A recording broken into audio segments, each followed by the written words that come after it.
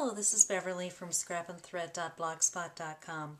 Today I wanted to show you how I go about designing a scrapbook layout and how I decide where to place things so that I can put all the pictures that I want, and I have hidden pictures or hidden journaling with them using the flip flaps from Close to My Heart.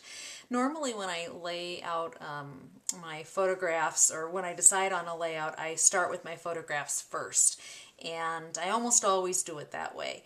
However, every once in a while I start with the paper first, either because I really love the paper, or in this case it's because actually, to be honest with you, I'm being a little lazy. I had some leftover scraps from a kit that I got that was the card making kit with some really fun papers in it.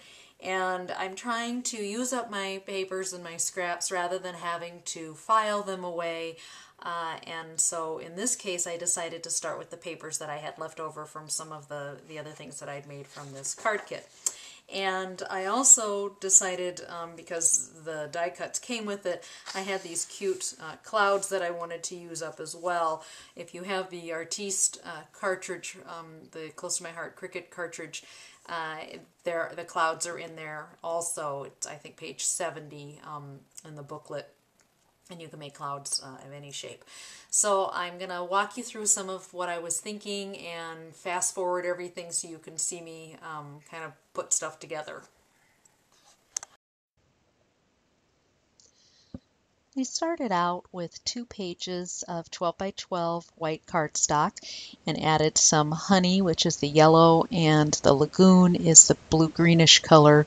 Those are all plain cardstock. And then the other papers that are on there are all pattern paper from, all of it's from Close to My Heart.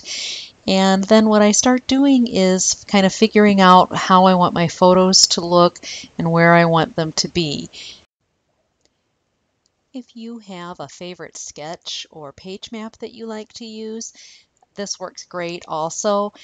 You would just do your hidden journaling or your hidden photos right on top of wherever your photographs would go.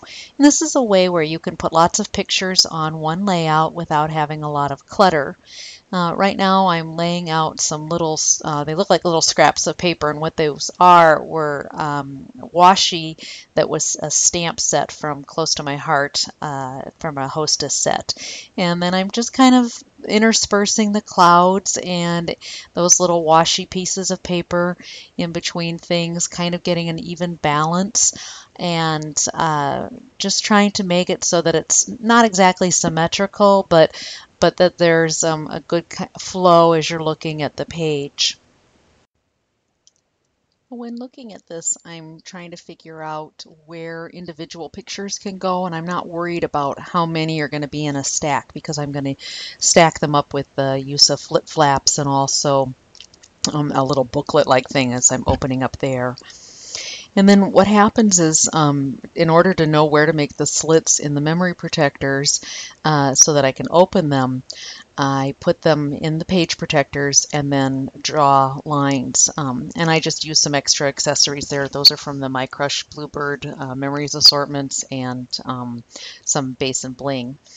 Now I'm using a ruler that has a metal edge to it and using a very, very fine tipped Sharpie so that I can draw the lines. And prior to cutting it with an X-Acto knife, I'm going to make some holes. And you can use a Crop-A-Dile or a paper punch, or in this case I'm using an eyelet setter. And if you make holes at the ends of your slits, it will help to make it so that your page protectors won't rip when you're inserting any of the papers or photographs or whatever it is you're sticking in through those slits.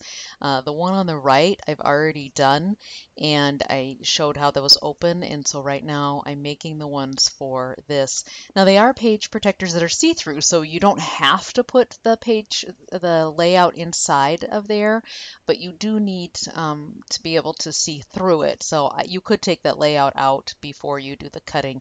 I'm okay with just leaving it in there. And then, as I said, you use a metal straight edge ruler so that you don't slice the acrylic on your ruler when you're cutting.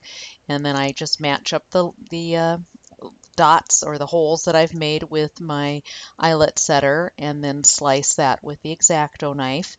And so there's one slice on each side.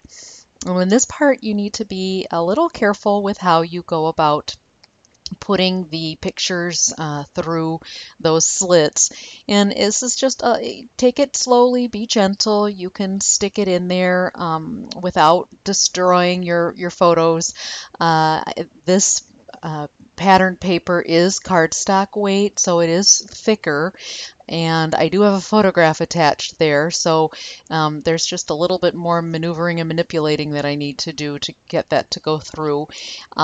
If you don't have a photograph on there, it does go through the slot just a little bit easier. And once they're in, you just make sure they're working correctly, and if not, you can slice a little bit more off of the page protector if you need to.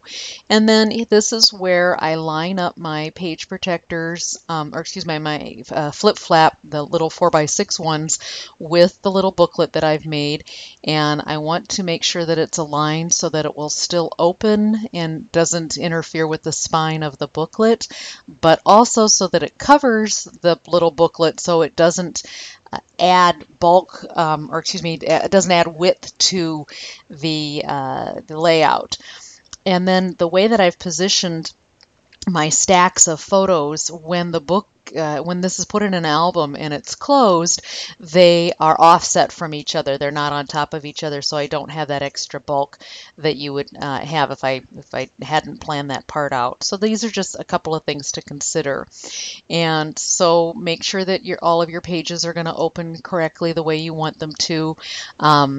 And if you're using the flip flaps or any kind of page protector flap that you put on afterwards, you can, or at least with the Close to My Heart ones, you can attach those directly to the big 12x12 memory protector, or as I'm doing here, I'm attaching it directly to the little booklet because there is a sticky backed slot there, and then that helps with just making sure that it's adhered properly. One of the things I do when I'm doing my layouts and I'm deciding where I'm going to put everything, prior to adhering anything down, I make sure it's where I want it to go, and sometimes I take a photograph to help me. This way I can just look at the picture on my phone and then know where all of the little embellishments or other little fussy bits go before I stick them down. Thanks so much for spending some time with me. I appreciate it. If you have any questions, please visit my blog at scrapandthread.blogspot.com.